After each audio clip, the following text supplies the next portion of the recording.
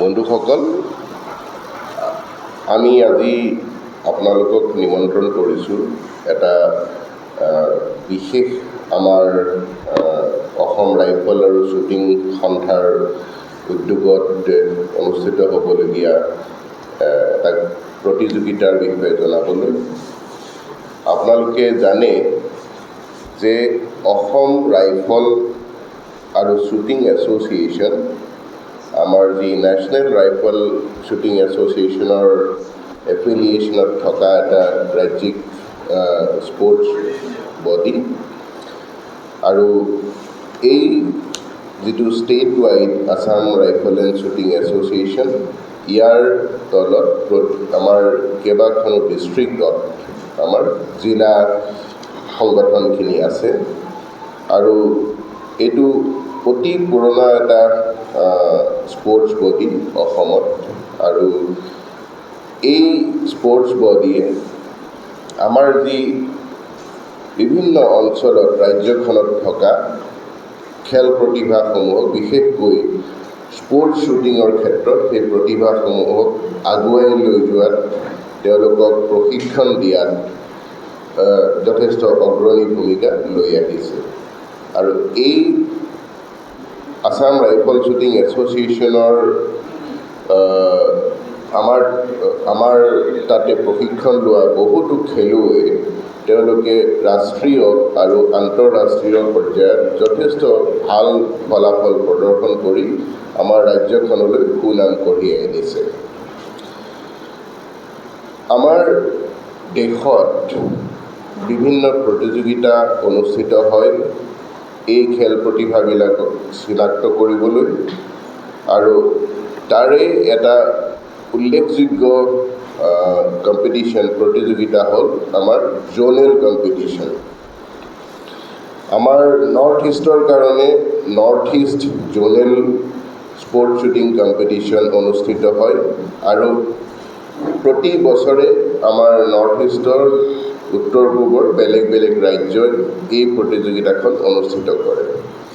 এইবাৰ north east zonal shooting championship ত্ৰয়োদশ সংখ্যক 13th এই প্ৰতিযোগিতাখন এইবাৰ অসমে অনুষ্ঠিত কৰিব, আৰু এই অনুষ্ঠিত কৰাৰ দায়িত্ব আহি পৰিছে অসম ৰাইফল আৰু শ্বুটিং এছ'চিয়েশ্যনৰ ওপৰত। মই অসম ৰাইফল আৰু শ্বুটিং এছ'চিয়েশ্যনৰ সভাপতি, মোৰ ওচৰতে আছে শ্ৰী ভৱ কলিতা, তেখেত আমাৰ জেনেৰেল ছেক্ৰেটাৰী, আৰু তেখেত নেশ্যনেল ৰাইফল এছ'চিয়েশ্যনৰো তেওঁ জেনেৰেল ছেক্ৰেটাৰী। আৰু মোৰ লগতে আছে উত্তম দা, আৰু এইফালে আছে আমাৰ চন্দা মিশ্ৰ, তেখেতসকল আমাৰ সক্ৰিয় এক্সিকিউটিভ বডি মেম্বাৰ। এই প্ৰতিযোগিতাখন অনুষ্ঠিত হ'ব অহা 25 আগষ্টৰ পৰা 30 আগষ্টলৈ। ইয়াত আমাৰ 7খন উত্তৰ পূবৰ ৰাজ্যৰ খেলুৱৈ অংশগ্ৰহণ কৰিব, আৰু লগতে ইয়াত আৰ্মি মাৰ্কছমেনশ্বিপ ইউনিট আৰু আছাম ৰাইফল মাৰ্কছমেনশ্বিপ ইউনিটৰ তেওঁলোকৰ খেলুৱৈসকলেও ইয়াত অংশগ্ৰহণ কৰিব।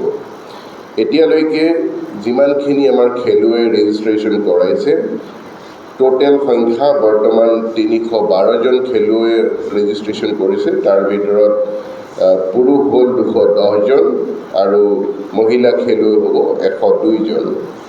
আমাৰ বিভিন্ন ইভেণ্ট, বিভিন্ন কেটেগৰীত আমাৰ প্ৰতিযোগিতা অনুষ্ঠিত হয়। তাৰ ভিতৰত যেনেকৈ 10 metre air pistol, 10 metre air rifle, 25 metre sports pistol, 25 metre standard pistol, 25 metre centre fire pistol, 50 metre 3 position peep sight rifle, 50 metre prone rifle, trap shooting. ইয়াত বিভিন্ন কেটেগৰী আছে, ধৰি লওক sub youth, youth, junior, senior, masters, মানে 45 years to 60 years, senior master 60 years to 70 years, super master 70 years and above, আৰু আমাৰ দিব্যাংগসকলেও ইয়াত অংশগ্ৰহণ কৰিব পাৰে।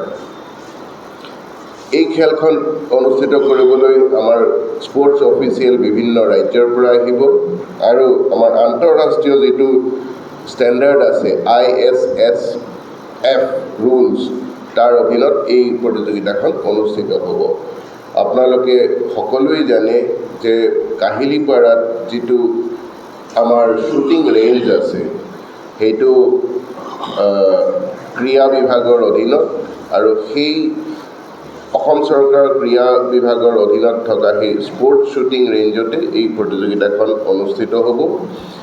আমি আপোনালোকৰ সহায় সহযোগ সক্ৰিয় সহযোগিতা আশা কৰিছোঁ আৰু আমি অসম ৰাইফল আৰু শ্বুটিং এছ'চিয়েশ্যনৰ ফালৰ পৰা আমি সকলো প্ৰকাৰে যত্ন ল'ম যাতে আমি এই প্ৰতিযোগিতাখন খুব সুকলমে অনুষ্ঠিত কৰিব পাৰোঁ, ৰাজ্যলৈ যাতে আমি সুনাম কঢ়িয়াই আনিব পাৰোঁ আৰু আমাৰ খেলুৱৈসকলে অসমৰ খেলুৱৈসকলে যাতে ভাল ফল প্ৰদৰ্শন কৰিব পাৰে তাৰ কাৰণে আমি আশা ৰাখিছোঁ। আপোনালোকক আমন্ত্ৰণ জনাইছোঁ, আহক আপোনালোকৰ জৰিয়তে আমাৰ এই আছাম ৰাইফল এণ্ড শ্বুটিং এছ'চিয়েশ্যনে যিখিনি শলাগিবলগীয়া কাম কৰি আছে ৰাজ্যৰ খেল প্ৰতিভাসমূহক আগুৱাই লৈ যোৱাৰ ক্ষেত্ৰত এইখিনি যাতে আপোনালোকে ৰাইজকো জনাব পাৰে যাতে আমি আৰু এনেকুৱা প্ৰতিভা আমি বিচাৰি উলিয়াবলৈ আপোনালোকৰ জৰিয়তে সক্ষম হওঁ। চেৰেমনি বুলি আমি সেনেকৈ একো বিশেষ নহয়, কিন্তু জাষ্ট মিটটো ডিক্লেয়াৰ কৰিব। আমি এতিয়ালৈকে ডিচাইড কৰা নাই কোনে ডিক্লেয়াৰ কৰিব, সেইটো আপোনালোকে গম পাব। আছাম টীমৰ আমাৰ 156 পাৰ্টিচিপেণ্ট।